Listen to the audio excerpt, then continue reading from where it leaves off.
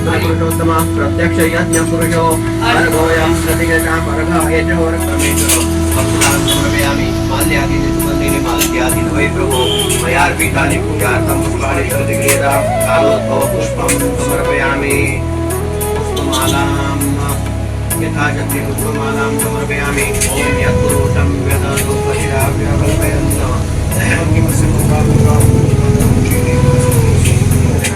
लक्ष्मीपूजन कित्याक करप आनी शॉपाचे करतात आनी घरांनी करतात कित्याक लागून करतात ही सगळी जाऊन माहिती व्यवस्थित सांगता पण लक्ष्मीपूजन कित्याक करचे ह्याच्या पयलीं दिवाळीचो जो एकंदर जो उत्सव आसा तो एकंदर 5 दिसांचो उत्सव आसा हो उत्सव सुरू जाता वसुबारस ह्याच्या पासून सुरू जाता तो यमद्वितीया म्हणजे जी भाऊबीज आसा ह्या इतक्या दिसांक हो संपूर्ण दिवाळीचो उत्सव असो म्हणटात खरें सांगपाचें म्हणजे अतिशास्त्रा प्रमाणे सांगपाचें जालें तर हो सगळो उत्सव हो यमाच्या नावे केलो जाता यम म्हणजे मृत्यू देवता कोणाकय यम म्हणजे भीती वाटता पण यम म्हणजे आम्ही दिव्या दिव्या दीपकार काणे कुंडल मोतीहार तिळांचे तेल कापसाची वात दिवा जळू दे सारी रात घरातली पीडा बाहेर जावो बाहेरची लक्ष्मी घरात येवो घरच्या धन्याला उदंड आयुष्य आरोग्य देवो अशी ही आम्ही त्या दीपाकडे प्रार्थना करतात आता वसुबारस हांगसरल्यान हा दिवाळीचो उत्सव सुरू वसुबारस याचो अर्थ कितें आसा सवत्स धेनू जी गाय आसा तिच्या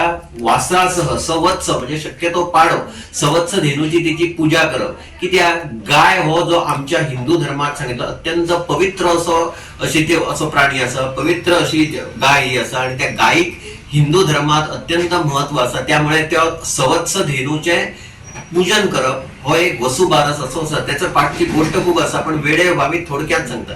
त्याच्यानंतर येता ती धनत्रयोदशी. धनत्रयोदशी याचं हे किती असा, धन्वंतरी जो संपूर्ण याचो आरोग्या संबंधात जी देवता असा तिचे नाव धन्वंतरी.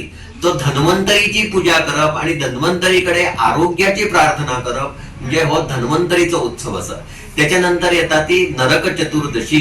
म्हणजे आदल्या दिसा, म्हणजे तुमका माहितच असेल ही गोष्ट, आता परत वर्तमानपत्रांनी येता, कोणी सांगता, जाणटे सांगता की श्रीकृष्णान नरकासूर हो एक असुरांचो राजा आशिल्लो. त्यांनी कित्येक ह्या जनतेचेर जुलमी अत्याचार करतालो, कित्येक स्त्रियो कित्येक बायलो त्यांच्या कारागृहात आशिल्ल्यो. त्यांचे ह्या नरक चतुर्दशीच्या दिसा कृष्णान त्याचा वध केलो आणि या सर्व बायकांक मुक्त केली. आणि त्याच्यानंतर झाले कितें की ह्या बायकांनी नंतर असे ठरवले की आमका आता आमच्या या जीवनात अर्थ ना, की त्या नरकासुराच्या हेत जावल्यामुळे आमच्याकडे कोणी हे करचो ना. मग कृष्णान मोठ्या मनान त्यांना सगळ्याक आपण तुमच्याकडे लग्न जाता किंवा आपण तुमच्याकडे तुमचं पाठीराखो म्हणून आपण वावरता, माझे नाव तुम्ही सांगा असे सांगले.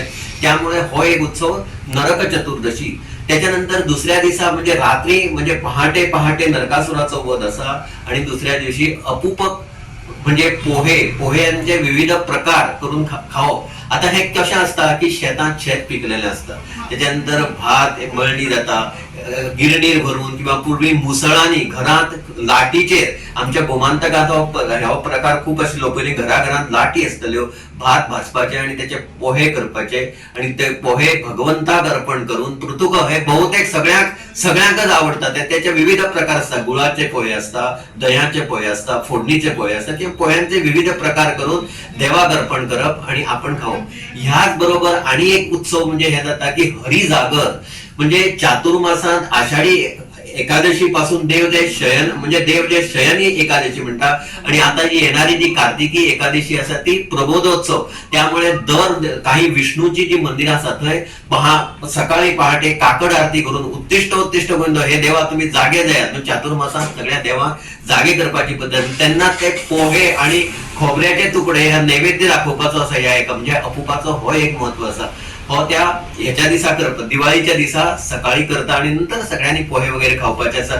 गोव्यात खूप कडे पद्धत आसा की घराघरांनी आपल्या मित्रमंडळीक आपल्या घरा आपोवपाचे, आपण त्यांच्या घरा वचपाचे, विचारांची देवाणघेवाण करपाची. एक वर्षभर आपण आयुष्यभर आपल्या कामात हेतूर दंग असता, आपल्यो व्याधी पिडा अडचणी ह्या सगळ्यांचेर मात करून एक दीस आनंदात घालवपाचो असो असता तो म्हणजे चतुर्दशी म्हणजे जी आमची दिवाळी असता ती.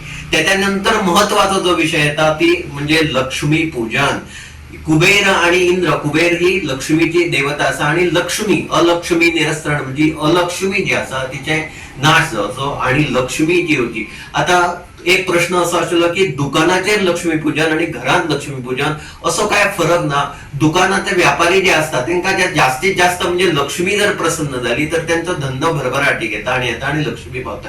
आता दररोजच प्रत्येक व्यापारी आपल्या जी फोटो असतात किंवा जी देवतांच्या मूर्ती असतात त्याची पूजा करतात. पण आजचो दिस हो विशेष असं सांगितलेला असा लक्ष्मी पूजनाचो. त्या दिवसा लक्ष्मी म्हणजे तिन्ही सांजेच्या वेळार या लक्ष्मी कुबेर लक्ष्मीचे जर पूजन केले तर विशेष लक्ष्मी प्रसन्न जाता आणि ती आशीर्वाद देता असं सगळ्या यांचं एक मत होतं. आता घरात लक्ष्मीचे वेगळे पूजन आणि दुकानाने वेगळे पूजन असे काहीच असं ना.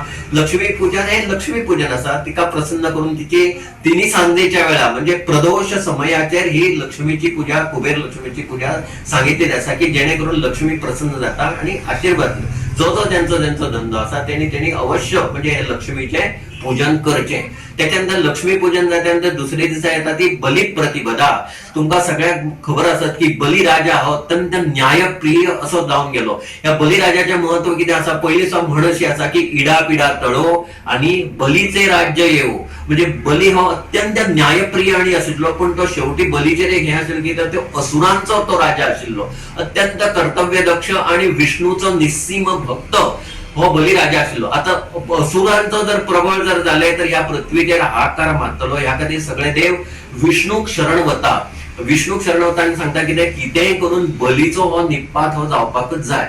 यामुळे जाता कितें की विष्णू त्यांना बाकीची कथा सांगतलो जाल्यार कथा पुराणातली खूप आसा पण विष्णू वामनाचे बली म्हणजे वामनाचे रूप घेता आणि या बलीकडे येतात. त्याच्या आणि दैत्यांचा जो गुरु असता शुक्राचार्य ह्या बलीक अलर्ट करता म्हणजे जागृत करता की साक्षात परमेश्वर तुझ्याकडे आज दान मागपा येवपाचो आसा, पण तो दान तुझ्या जीवाचे तुझ्या प्राणाचे मागतलो तेन्ना तूं दिवं नाका.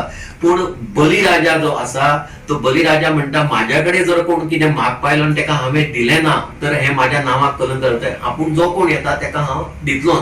हे अशें इतलें सांगले आसतना तो वामन रूप बटू घेवन ह्या बलिराजाकडे येता. बलिराजाकडे येता बलिराजा पूर्वीची पद्धत आशिल्ली की त्या आयल्यानंतर बसप, तेका पाद्य अर्घ्य अशें दिवन तशी तेची पुजा करप आणि तुजी इच्छा कितें आसा ही सांग म्हणून सांगप.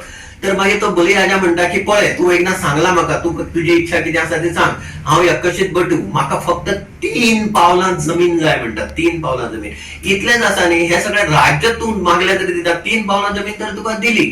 तर परत हो जो बटू असता वामन रूप बटू तो सांगता पळय शब्दाक धरपा जायना.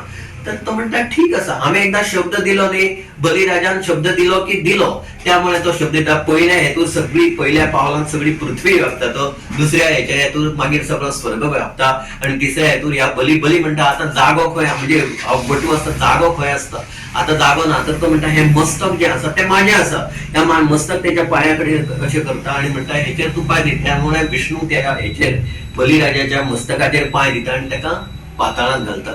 पण त्याच्याच बरोबर कथा हांगाय सोपना ती विष्णूचो तो निस्सीम भक्त असल्यामुळे हो बली जो राजा असा तो पाताळात गेल्यानंतर विष्णू म्हणटा तेका आता उश्चा म्हणजे कितें माग, तू माझ्याकडे माग, तुवें म्हाका जमीन दिली, 3 दिला जमीन दिली, माझे हे मागल्या तेन्ना तो म्हणटा तुझे सान्निध्य म्हाका अशें भगवंता, तू जी माझी तुझी जी माझी जी निस्सीम भक्ती आसा हांव तुझ्या विशीं जी करता ती माझी म्हाका कायम म्हाका करपाक मेळची, त्यामुळे तुझे सान्निध्य माझ्याकडे आसचें.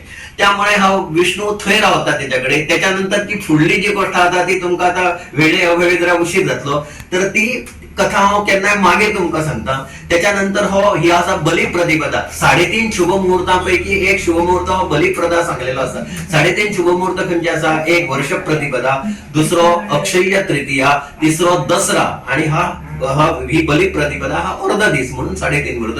काहीकडे असो प्रघात असा की देव दीपावली म्हणजे मार्गशीर्ष शुद्ध प्रतिपदा हो सुद्धा अर्ध दीस धरपाची पद्धत असा. प्रत्येकाच्या चालीरीती प्रमाणे खंयचो अर्ध दीस धरपाचो ही प्रत्येकाची चालीरीत. त्याच्यानंतर दुसरे दीस जो येता तो यमद्वितीया म्हणजे भाऊबीज, बहिणीने भावाला ओवाळणे. ह्याच्या मागची हे कितें आसा की यमाची जी बहीण यमी, तिचे नाव यम आणि यमी, ही यमाकडे हे करता तेव्हा यम म्हणता की हे बहीण भावांचे नाते जे आसा ते दृढ जावपा जाय. प्रत्येक बहिणीचे म्हणजे भाऊ जो आसा लग्न करून दिली बहीण दुसऱ्या घरात जाल्यार तिच्याकडे वचचे आणि हे नाते म्हणजे कितें आसा, नाते संस्था किंवा हे कुटुंब संस्था ह्यो जिवंत दवरपाच्यो आणि हे करपाचो तो एक त्या निमित्तान हे एकामेकाकडे जाणे येणे आणि हे जाता. म्हणून बहिणीने भावाला ओवाळणे. ओवाळणी कित्याची ओवाळणी करप म्हणजे त्याचे इडापिडा टळो अशें म्हणून आम्ही ओवाळणी करता, म्हणजे त्या ह्याची ओवाळणी. अशा रीतीचो हो बली प्रतिपदा आणि यमद्वितीया ह्यांचो ह्या 2 दिसांचो असो हो म्हणजे एकंदर 5 दिसांचो दिवाळीचो कार्यक्रम आसा. आता तुम्ही माझ्याकडे माझी मुलाखत घेवपाक आले, हांव तुमकांय सगळ्या आमच्या तर्फे गोवा 365 चॅनलला अत्यंत अशा शुभेच्छा दिता. तुमकां उत्तम येणारा हे संपूर्ण वर्ष आसा ते आयुरारोग्य संपन्न आणि उत्तम धनधान्याचे जावो अशी श्रीकडे प्रार्थना करता आणि हांव थांबता.